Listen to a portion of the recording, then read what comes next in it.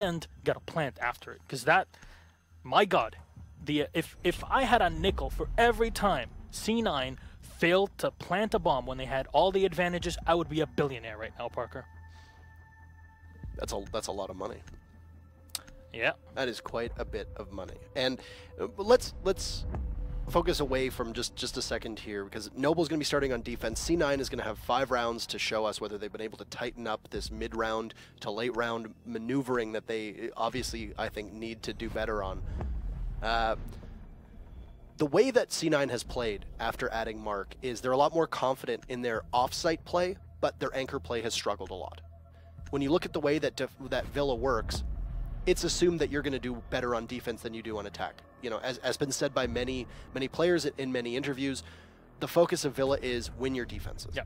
Not that it's necessarily more defender-sided, though I think it is. It really depends on the way that the teams play. And looking at the bans right now, Lion and Ying will be the 2 attacker bans. Mira and Maestro will be the 2 defender bans. So really nothing surprising or outside of the ordinary here. You're anticipating that the defense are going to do quite well. Now, because of this, it's going to be very difficult for C9 to prove right off the hop if they've managed to fix the fact that they have a huge numbers advantage in being able to get that diffuser down. A failure to secure the point is very, I think, affectionately referred to as a C9 lull in the esports community. Yeah, And it's unfortunate that it does seem to dog this team in Rainbow6 as well. So when you come into defense here on Villa, and that's going to be your focus, is you need to do better than a lot of teams do, because it's harder as an attacking squad to get an execute pulled off here. Not only are you going to have the actual map working against you, but you've also got the fact that over the last couple weeks, you've really struggled to be able to do your job as an attacker. And that could possibly be a major thorn in the side of C9. Yeah, no, something I focus on, though, for the attacking side of Villa, and I will continue to focus on it until Villa's completely changed, is that bedroom. You go up there, completely soft floor. You're bringing a Zofia here. That's C9, and they're bringing Retro on it. So I wonder, we were talking about this before, having the breaching charges on the Zofia. That's the question. If they do have it, and they do not, and they're bringing the Unicorn LMG, actually, there's no 762, which is pretty darn odd. I wonder how they're going to try to do this one. But Claymores are going to get set up by the bike room, and I don't know if somebody's going to go up top and try to play the top-down position, because here C9 are bringing Maverick, and I think they were expecting to push upstairs into aviation and not into the very first site here in kitchen early on. I mean, it looked like we were going to see a clash as well from Noble's side of things, which just strikes me as possibly trying to throw off Cloud9 and give them a bit of that mental game, I suppose, or the mind games to play against them. But I mean, I don't think it's that strange to see the LMG get trotted out by Zofia. In fact, it's actually seen its pick rate spike over the last little bit here. Noble gonna have ZZ just look through the studio doorway, try to catch somebody off guard. That's a good angle to hold, and you might want to keep somebody committed to flank watch there, but a logic bomb will at least prompt ZZ to fall off for the time being and reset his phone. Everybody is just going to pause for just a moment, and Retro is going to get very, very close inside of Laundry. And that LMG is a great job of doing suppressing fire, but first kill is going to come out to Noble. That's ZZ being able to take down Goddess, take down the Capitao, and usually take down the main planter as well. And that was just the Valkyrie still staying in that art studio, watching the doorway. Excellent crossfire potential through Laundry as well. And look, the diffuser is just out in the open, and now C9 have to go for it. There we go, finally taking control of it. But their hard breacher here is the Maverick, and with the wall being reinforced, it's going to be very complicated for them to move in because they're funneled in. And because of that, they get team flashed here. So Retro is just going to try to peek through. Nobody's contesting him from kitchen. I have to say, very smart play from Noble here as they just sit back. But Mark's going to open up side of the wall into the kitchen. Nobody's peeking through there, however, so he's not going to be able to get a kill off of this advantageous position. Laxing finally coming up top to the bedroom, but there's 42 seconds left on the clock, and Yeti has already secured the kill on Retro. This is a big thing for C9 right now. They are running out of time, and a good hold from Noble as they just look to try to cut off Cloud9's advance. That's what those toxic canisters are going to do quite well for, and Laxing drops from above, but Yeti is there. Mark trying to open as much up as possible, and Fox A walks right into the Lion's Den. He'll get shut down, and it's a 1v5 for Mark. Mind you, Crazy has been down, so technically a 1v4, but Mark's position will be known as he triggers one goo mine, and then Acid will pop up from behind the overturned table and secure a pretty big kill for Noble, and being able to take that first round here on defense. That thing's going according to plan for Noble. And really, the offense just sputtered for C9 there, especially after losing Goddess early. You'd have to guess that, yeah, they might not have been anticipating going to Kitchen as you mentioned, but losing Capitao, usually an operator who is an integral part of every single push, that's a pretty tough loss to have right away. Yeah, I mean, C9's adaptation, I guess, to Noble's play in Kitchen was to try and come in through the pantry and push in from the stairs. That's where they put the Maverick. Unfortunately, it wasn't enough, as nobody really was sitting around Kitchen. They realized they only needed to defend the dining area, and outside of that, they could roam around the top floor or on the opposite end of the map. Nobody's going to move in through there. And right at the end, you just saw Fox moving with the Dokkaebi. So he wasn't really able to do much with it, because by the end there wasn't enough manpower, and the pick on the Capitao forced C9's hand to get more aggressive and stick closer to the site, which meant that Noble had a better beat on them, and they're able to dedicate more manpower towards the already very funneled positions that C9 would have to use to get into the site. And it was just shooting gallery at that point. C9 were able to achieve much with it. The interesting part of this defense, though, is that obviously since Kitchen was one, they can't play it. They're going to go up top and try to play in the trophy room. But they're also bringing the Frost. And Frost has had a decent chunk of success on quite a few maps. If you can surprise your opponents with it, end of rounds with little time left, which is what has been happening quite a bit to C9 in the past couple of weeks, it can very much disrupt them and not allow them to focus on taking down those traps early on. This time, Mark bringing the Maverick again. They're going to push through better. I always hesitate to compliment teams when they bring in newer operators, because there are a lot of times where teams haven't been able to fully flesh them out. We saw this with Ying actually quite a bit at the start of Season 6, if I remember correctly. That was the specific season where she debuted. A lot of teams just weren't really aware of how to use her all that well. Legion as well saw a number of months where he didn't really fit into a proper team composition. Dokkaebi as well. And I mean, yes, there's a way to use Maverick within your composition and to do it well. You poke open these holes in the wall, you relieve some pressure on the rest of your team, and more importantly, you put pressure onto the defenders to have to sit back a little bit less cautiously and have to be a bit more proactive, because you realize that a lot of these sightlines now are in favor of your opponents. Acid sees exactly what's happening with that Maverick, and as I mentioned, you now need to be far more conservative with the way that you sit, because you can't counter that effectively. That wall is just going to continuously get opened up unless somebody eliminates the Maverick. And first contact comes from Breezy onto the glass. Laxing managed to get it down onto the smoke. We'll see if they're able to pick him up in time, but it's a possible slugfest right now as C9 are just circling in. Both Breezy and Crazy have taken a lot of damage. Now Acid down to Mark, and Mark a double kill, traded off by a C4 from ZZ. So there you go.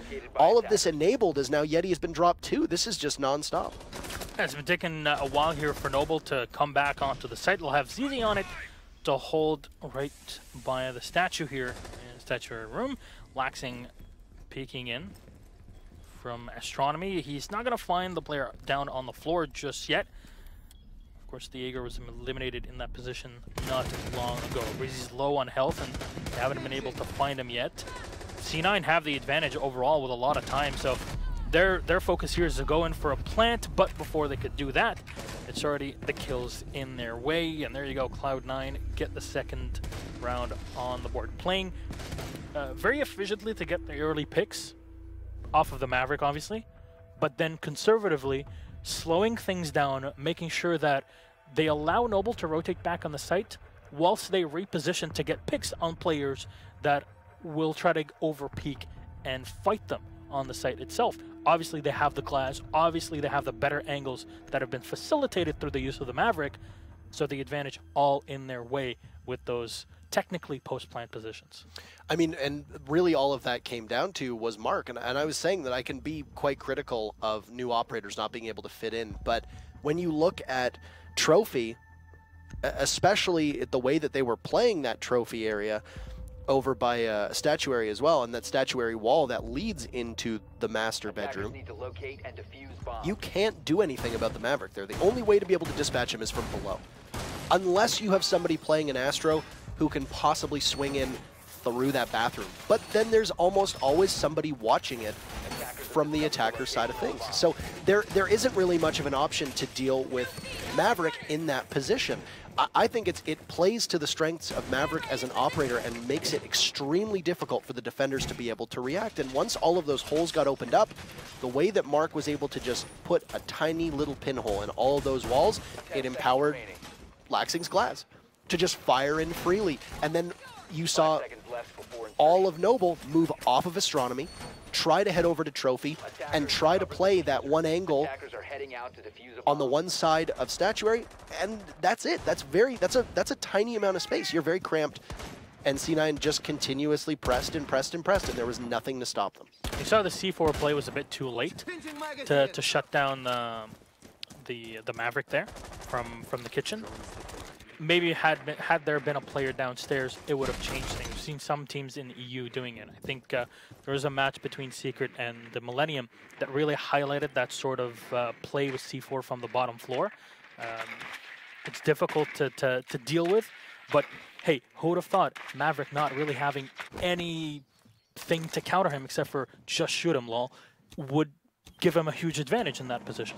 Yeah, you get a lot of usage out of the operator from that, and like I said, it really plays to his strengths. And one of the biggest assets that the defenders have is that once that wall gets open, they can play it from below, or they can try to hold long angles. It's typically why you will see a Rook or a Doc get run, or even a Maestro. Of course, you know, Maestro is banned, so you've got to have a Rook, or you've got to have a Doc, or even an Echo available if he does go unbanned, which in this case he has. So it's always difficult for the defense to be able to punch back after that hard destruction goes off, but especially so when you're looking at Maverick. Now, as we shift towards the third round, it's going to be Aviator games, and Dokkaebi is being a particular important piece of Cloud9's strategy. It's being able to lock people down and then have either Retro, Mark, or Laxing be able to jump on them. And Laxing's just going to hard hold this angle to see if he's going to be able to catch a rotate as the rest of his team tries to catch up, and first bit of contact is going to come from Mark. He's going to down Yeti, but it's a Doc. He's got that ACOG equipped, and he's just going to pick himself right back up.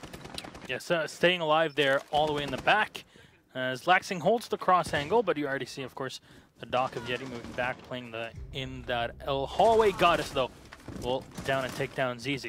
Yeti again taking a lot of damage, and the call will come in from the Dokkaebi. So they're trying to use this as best as possible to clear out the players in L hallway, but it's Mark that will go down before his effect is seen with the Maverick. And more damage is done to C9 as they hit the goo mines of the Legion of Acid. They'll rotate back on the site here, Noble, to try and stop the attack as Breezy will get the first one on Goddess. This is just an act of desperation now as C9 are going to bull rush in. Foxay and Retro very low on HP. Foxay managing to get the plant down, but there's zero coverage, and it's a double kill from Yeti. He'll stack them up. Retro is the only one there to possibly be watching. Laxing fails on the flank hold from the other site. They don't get the cross. Crazy will finally get the last kill, and that will be Noble now putting their second on the board. So the defenders picking up a win on Aviator. Kitchen will unlock back downstairs, allowing Noble to go back down there if they want. After I think the mess that was Trophy and Statuary, I would be very surprised if we see Noble go back there. But I mean, look at that. They've got it picked and are ready for it.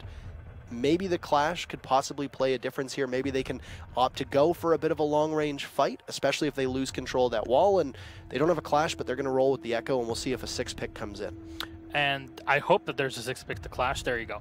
They realized that the big problem in the round that they played on Trophy, so a couple rounds ago, was the fact that C9 was able to roam free into bathroom and come in from the bottom floor. The Frost had no effect on the round, so bringing the Clash makes sure that at least that bathroom is much more difficult to contest for C9. You have to worry about the side window, obviously looking into Astronomy. Otherwise, you're kind of in a safe position, but at least to make sure that you can pressure the Maverick at all times, because it's going to be staying mostly in bedroom. it might allow you to play with C4 from downstairs. Of course, the Valkyrie here from ZZ will get played. So overall, a much better operator pick for this round. It just depends on how you implement it, because you can't just play the Clash solo unless you're in a confined position, and even then, it's not something that's guaranteed to work. The big thing is, let's remove the Maverick from play. We'll take him out, we'll use the Clash to distract C9, and then we'll try to play C4s from below. That's the one that makes the most sense. The castle in this here was going to be bringing the bulletproof camera. Noble realized, okay, we don't really need the impacts. There's no Thermite, there's no Habana, there's no reason for us to worry about that by the bedroom. So we'll just run for something that gives us more information, and they'll set it in the back of Astronomy to hold down the entirety of the hallway looking down into bathroom. But I wonder where they put the Clash in first. Oh. Just keeping her in the hallway. In an area where you can just have to funnel into, and you'll end up running into her, and you'll see what they'll be able to get with it. Now, keep in mind that the Clash is able to also harass Maverick if need be, if you try to keep her close to that site. The only issue is that the Capitao on the board is a very hard counter for Clash. So you'll be able to just fire in one of those asphyxiating bolts, and depending on where you hit it, it's usually capable of taking upwards of 75% of the life away from Clash. This is the second round in a row on Statuary and Trophy that we've seen Breezy get down. Now the smoke is going to get picked back up. I'm not exactly certain what Breezy is doing to constantly find himself in positions where he's in certain peril, but it's very dangerous. Now ZZ from below will get caught out from Foxay, and trying to launch a C4 up top. That's an excellent roam clear right now from C9. They've managed to take control of that master bedroom, and you see an asphyxiating bolt from Goddess has gone out as well, as there's two bodies from Noble playing inside of Astronomy, one of which happens to be the Clash.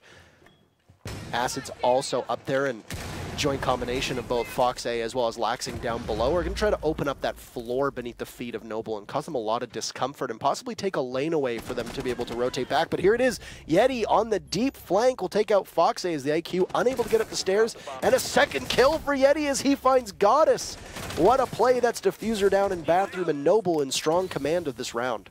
And that is exactly what you're looking to do. The Clash, we explained before, but gets taken down by Laxing from the back because there's nobody to watch. The only spot where you can get hits on the Clash, and Laxing will get yet another one on Yeti, taking him down. Two players left alive. Breezy, the first man down, has been picked up, of course, at 50 health, but he's got to have to worry about multiple angles pushing in. I wonder if he still has any of those toxic babes to use. Laxing is going to move in from the classical hall, and he knows that there's at least one player to expect in Trophy. Just moves in bit by bit. You see the smoke has already set up his shotgun in hand. Find the angle though. Breezy will go down. Only Asset alive with 20 seconds on the clock. A lot of work to be done here by the Polish players. It moves into Trophy Room. Has to contest against the Ash here, as Drone will get thrown in. He's going to try to contest the opposite end, but the Maverick is perfectly hidden by the statue, and Laxing yet again holding the flank. Half of this round will get the win for C9.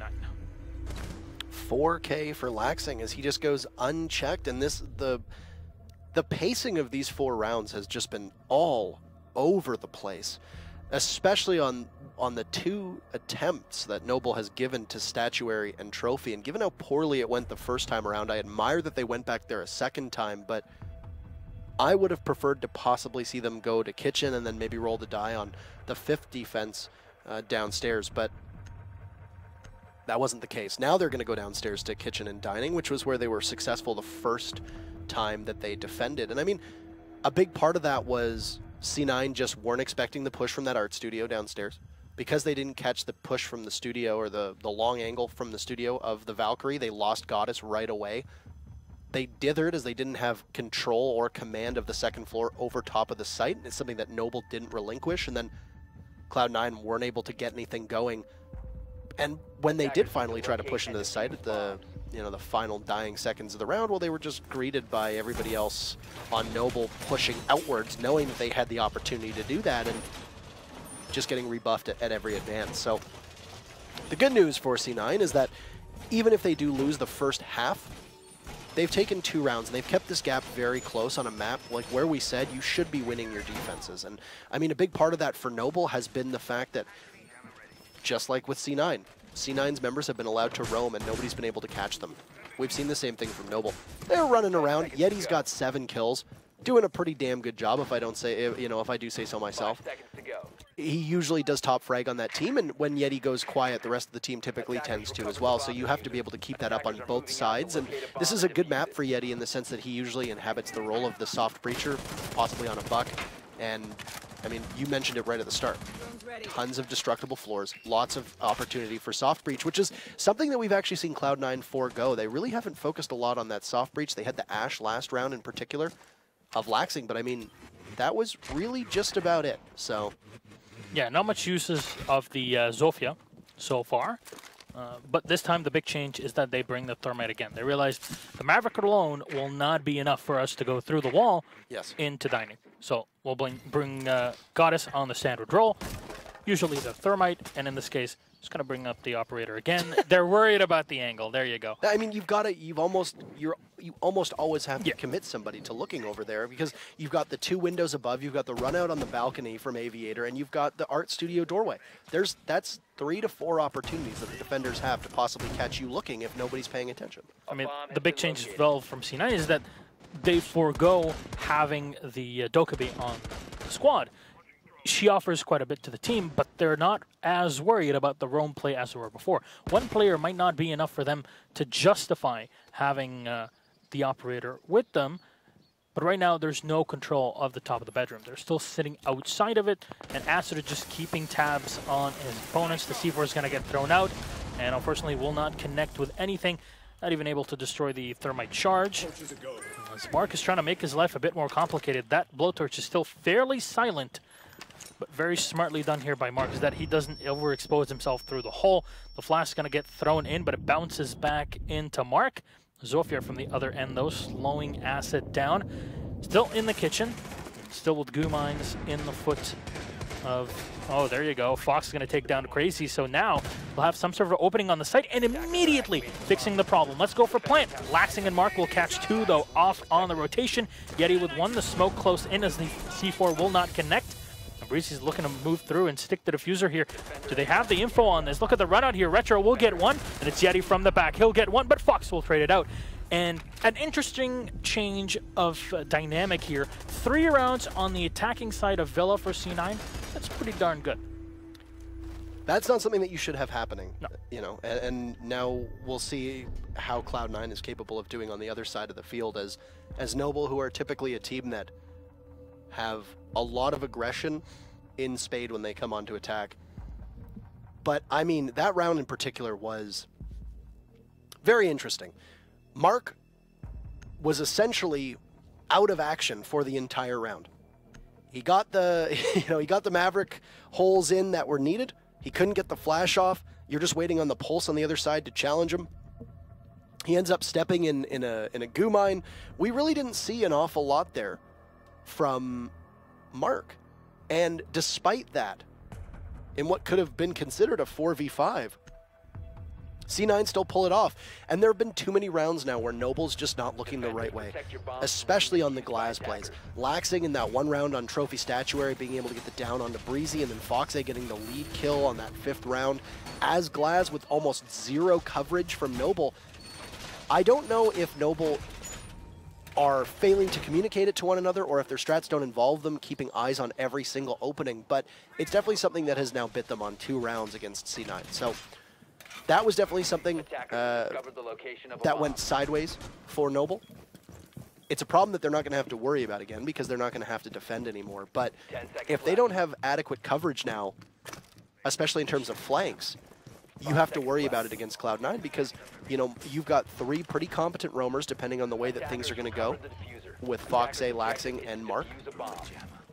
And if you can get to the site, yeah, your chances are going to be better against Cloud9, but if this coordination that we haven't really seen materialize from Noble persists, it could possibly be a huge problem.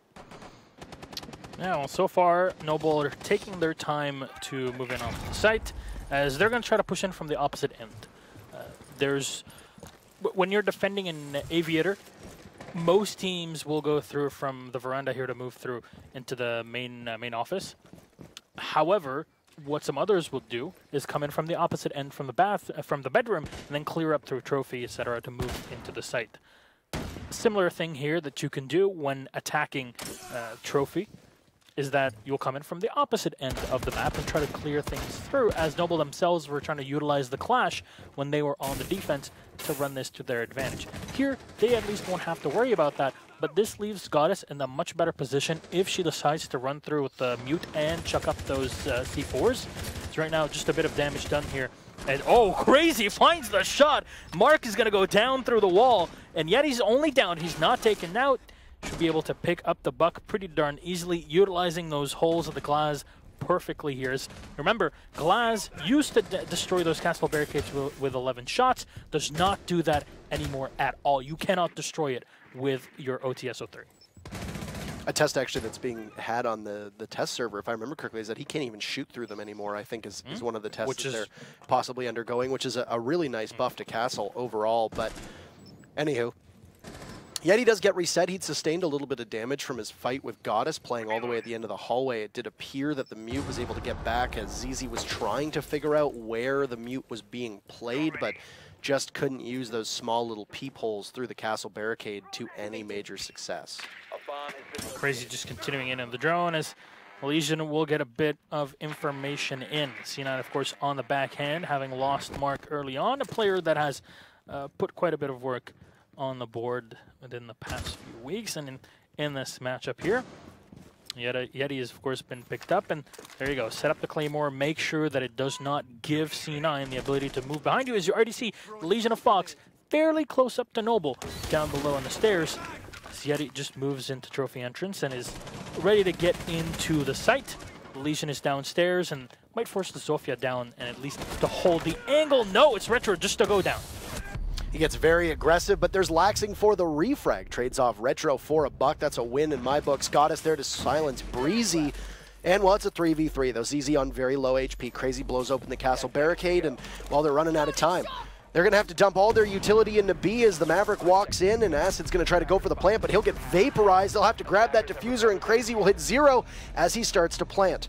Foxay's the only one up, and he'll walk right into ZZ, but get the down. Foxay will have to stop him, and right as the Zofia comes off, Crazy anticipates the knife. Go get your kill, Foxay. That's 4-2 as C9 will have an easy destruction of the diffuser, and they'll win their first defensive round. Commendable from Fox, to say the least. Even being a player down, they're able to bring it back there at the end.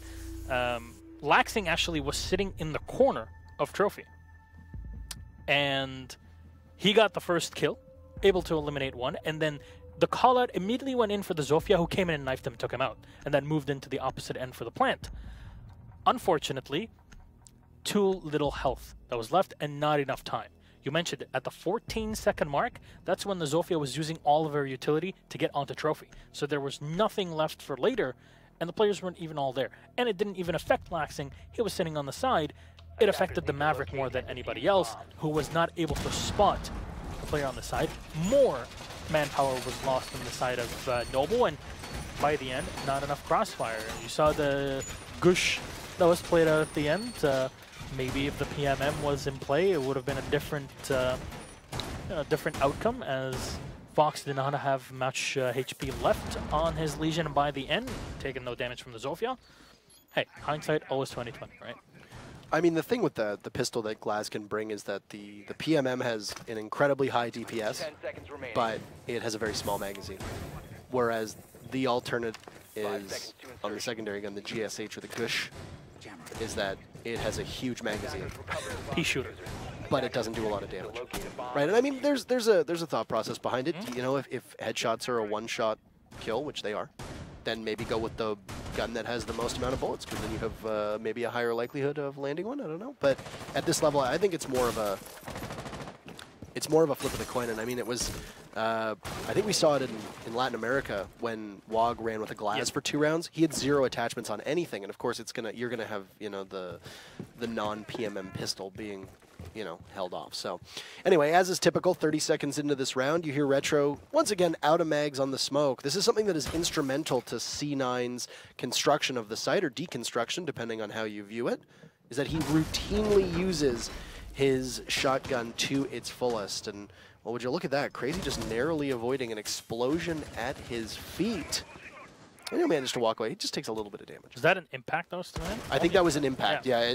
It would strike me as that it was either Fox-A or the Vigil of Laxing who were able to who throw the impact, which, mind you, it can do up to 60 damage, if I recall, against a 3-speed. But, I mean, through the floor, it's certainly not a Nitro Cell worthy of damage. This is one thing that I highlighted in the previous round, where if you want to push into Aviator, you can come in from the opposite end through the bedroom and then have some sort of hold on the opposite side. This is what is happening here with ZZ having the glass.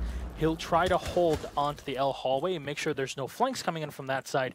And Noble, in the meantime, will have clear reign on the bedroom as they try to move in through Trophy, and they'll take control of the staircase yet again. They'll put up their Claymore, grenade's gonna get thrown in just to make sure they clear out any mute jammers that are on the back. They don't even need that. They already have the Maverick here of Acid, so they're gonna be able to burn a small hole to peep through the big rotation part of this site outside of your normal destroyed walls. Of course, that's the safe in the back.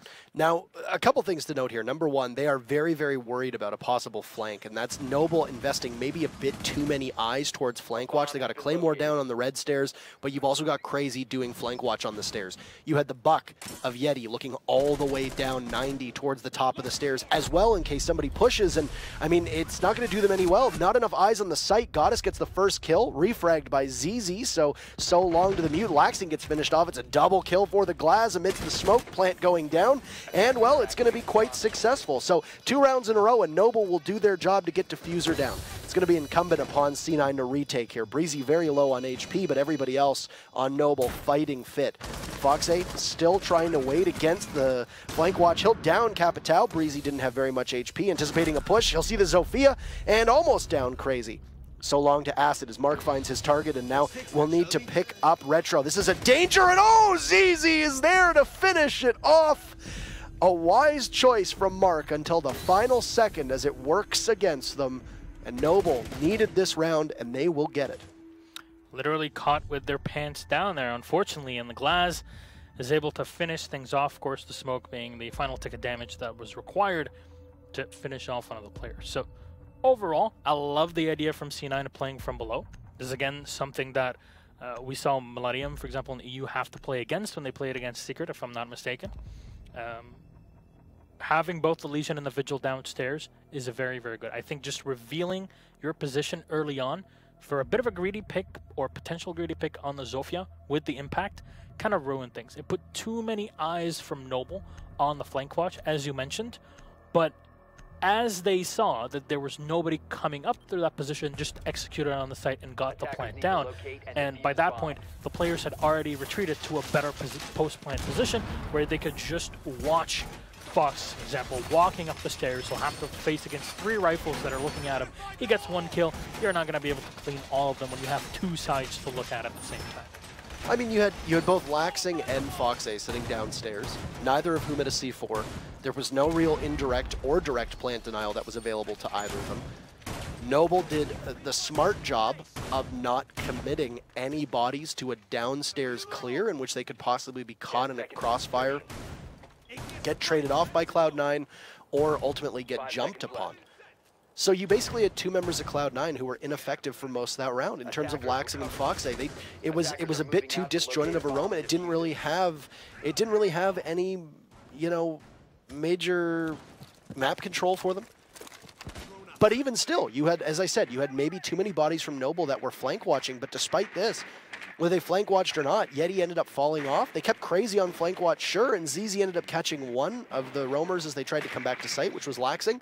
The rest of Noble did a very strong effort on the site to get the plant down, and I think this is the 2nd round in a row that we've seen Acid in the midst of smoke go for the plant, and there's been no answer there for Cloud9. I mean, even look at it right now.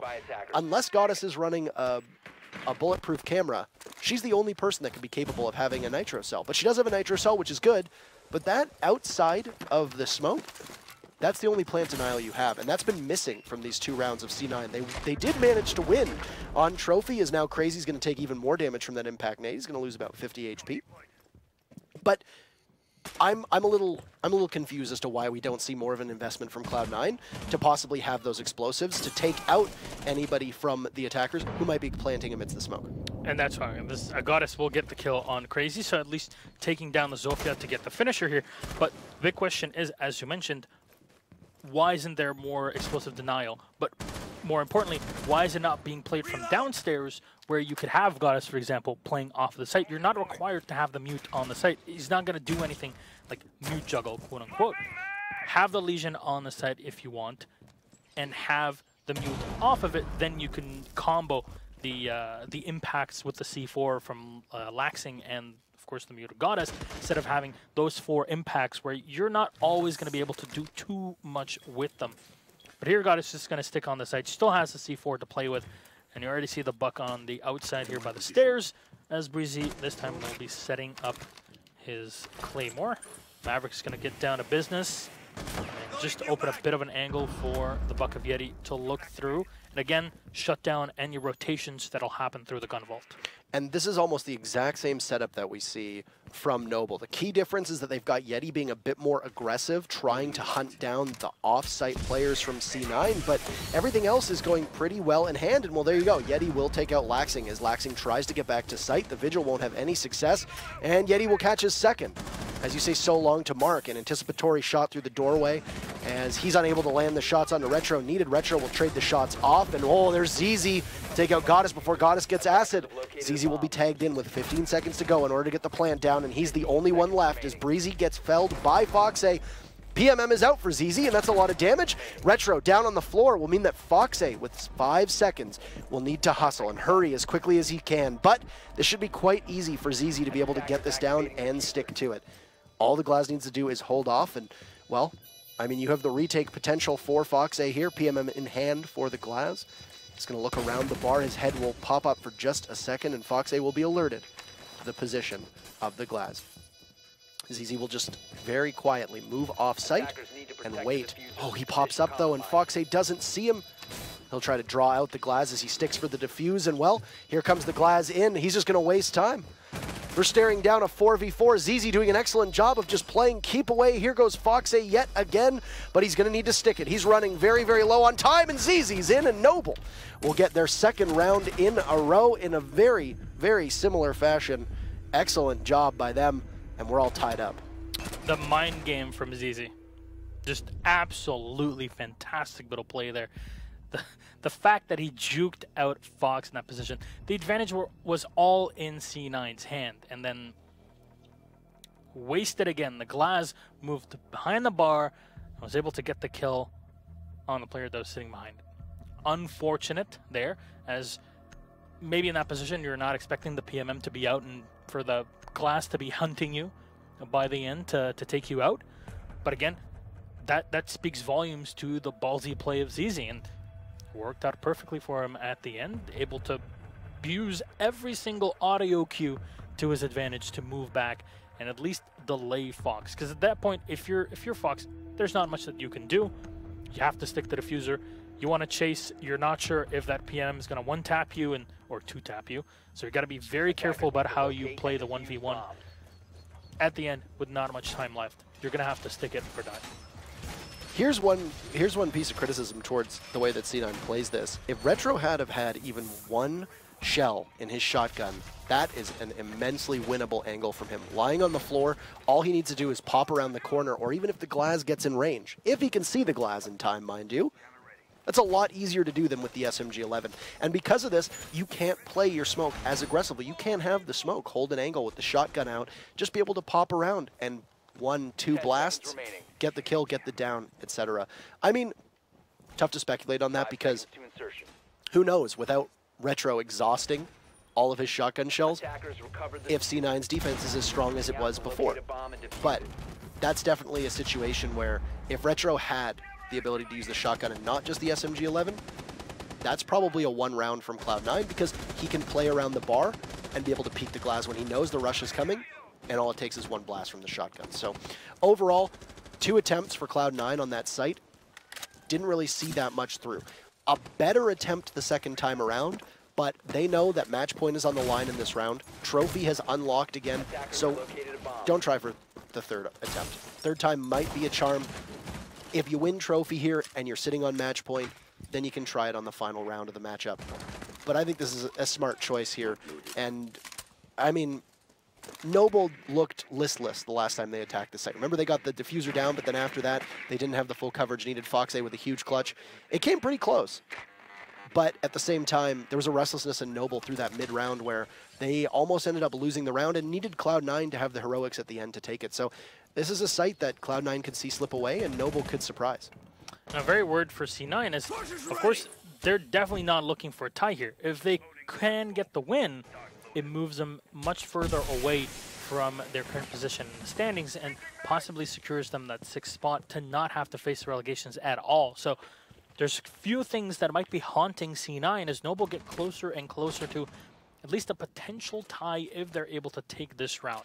Definitely not a position that C9 would like to be in, but Noble at this point are just trying to scrape by with any points that they can get on the board to avoid that 8th spot with the Obey very close behind. ZZ gets the quick spot here in the back, but it's Fox to take down ZZ. The battle of the snipers with the T5 taking the win. Maverick Holt playing against Noble, and as Emzo would say, it works both ways. I am astounded that ZZ was not able to get the shot off fast enough to outduel Fox A. He knew it was going to be coming. You have to be ready for that, but it only takes a couple seconds and, well, possibly the lone C4, depending on what Laxing has in hand, is gone. Got us downstairs, tries to get into engagement and will lose it. But Yeti, who'd gotten that kill, well, he's gone. Mark is there to avenge his teammate and put more pressure on Noble. They've got 40 seconds left, so there's appropriate timing here, though the Legion of Fox A is in quite a bit of trouble.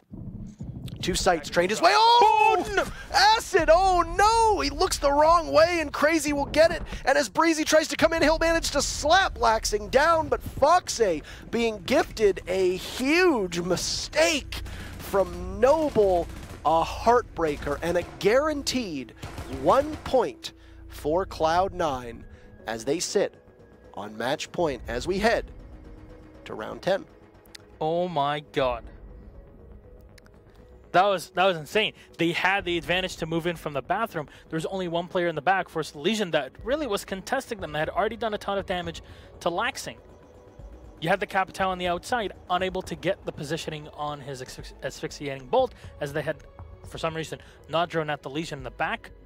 And as they pin him down for potential grenades, the buck falls to the Jaeger, and then they just come in on the site. As they're executing, Glaz misses the shot, hits his teammate. Unfortunately, as he's walking right into the doorway, it's just very unfortunate. There's no way around it. It was a mistake and nothing more. That round might have been Noble's to win. And in such a tight position, somehow, when one round ago we were talking up Noble and how close they are to potentially a win that C9 does not want to happen, we get to a position here, Parker, where things have been switched around due to a very tiny error, but again, professional play. That is all that it takes for you to lose the round and potentially secure yourself that 8th place. Definitely not something that Noble are looking forward to here. Looking for at least 1 point at the end of the day, as of course their struggle does not end with one more week left next week.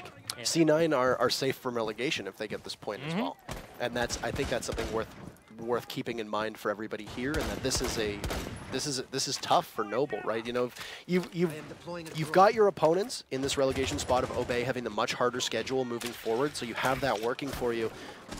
You know, we're very much in the realm where if Noble is able to get a victory here, that could almost guarantee their spot, that they wouldn't end up in 8th. I mean, obviously the numbers need to be there, but that was a huge round for Noble, and that's unfortunately, when you look back, if Noble ends up being the team that gets relegated either in 8th or in 7th place, and their Pro League season and their Pro League career, at least for the time being, comes to an end, that right there is something that's going to be remembered, because that was very winnable. You had C9 in perfect position. You had the Legion locked down. I don't know what was happening there, but some wires got crossed at some point, and it just it blew it for them. It must weigh heavily here on Noble. No pun intended. Obviously, Heaven's not playing, but Acid at least going to try to move in. They need to secure this round. 1 point is already something. So they have to work with whatever they've got. So the Maverick opening up a side hole here to look into the bar and maybe try to find an angle on possible smoke of Retro. It's playing close to it. And he's off of it. He's got the Goddess as well close up to run if need be. So they got a couple angles with Goddess watching it. No snipe early on as we saw with Legion pass, but Aziz going to get the first one on mark. So he takes down the Jaeger early on. The C4 does not connect, unfortunately, with not much damage done to Noble. All advantage for the attackers. And an excellent opportunity here is we've seen Noble using a different way of attacking this site than we saw previously. They won the 2 rounds on Aviator before, and C9 will need to win this site for the first time if they want their chances to be anything outside of a draw. But Noble's throwing a bit of a curveball as they're attacking instead from the study rather than going from 90. Oh, Goddess says goodbye to Crazy, and Acid takes out Retro, and then Yeti is there. Everything falling to pieces for C9 for the time being.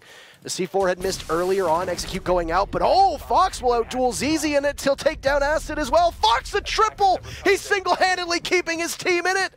Breezy will need to meander towards the site and get in a hurry. Foxay still downstairs. Plant going down for Breezy, but there's 2 from C9 who can possibly still deal with this Capitao. And the Capitao gets spotted, and there's Goddess with the clutch! And it will be an easy defuse as C9 will take it. Foxay, the hero for his team time and time and time again.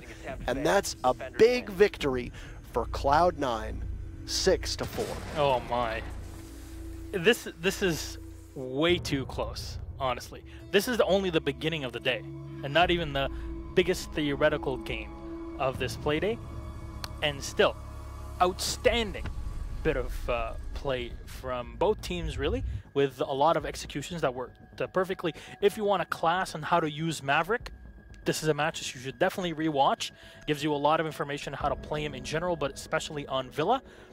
Fox's play, absolutely excellent, and in a way that he would understand perfectly. Bellissimo.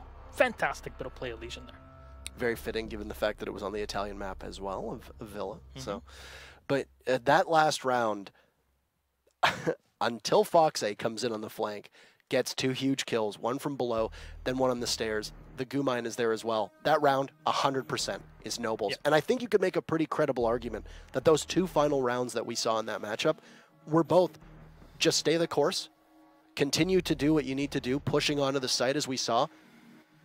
Don't team kill each other. And both of those rounds could have quite easily gone in Noble's favor. And that's going to be something where they've got 1 match left. Noble will end the day no matter what happens with Obey.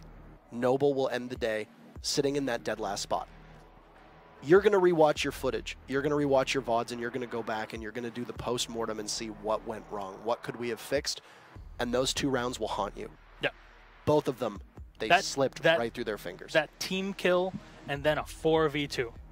Every single advantage in the hands of Noble. And unfortunately, thrown away, I want to say, in the first one of those on round 9.